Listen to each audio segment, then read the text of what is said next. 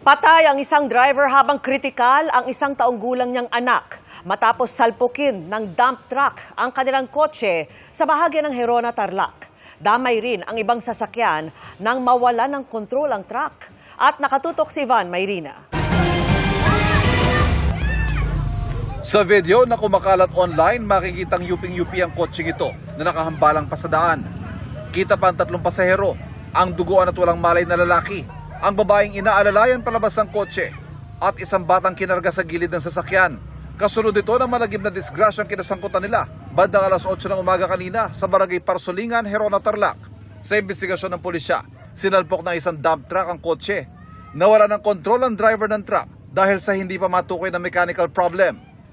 Yung truck biglang nag-swerve po ng konti doon sa left side. So approaching po yung ating kotse doon, sir. So doon po nagkabanggaan. Nawalan daw po siya ng control doon sa makina. Dead on arrival sa Tarlac Provincial Hospital ang driver ng kotse.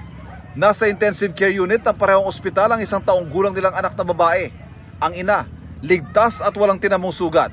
Nakikipag-ugnayan na raw ang abogado na may-ari ng truck sa mga biktima.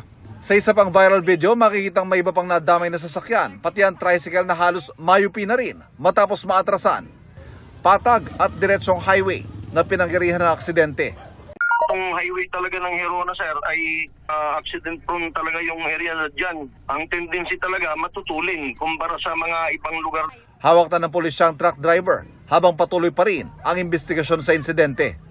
Para sa GMA Integrated News, Ivan Mayrina, nakatutok, 24 oras.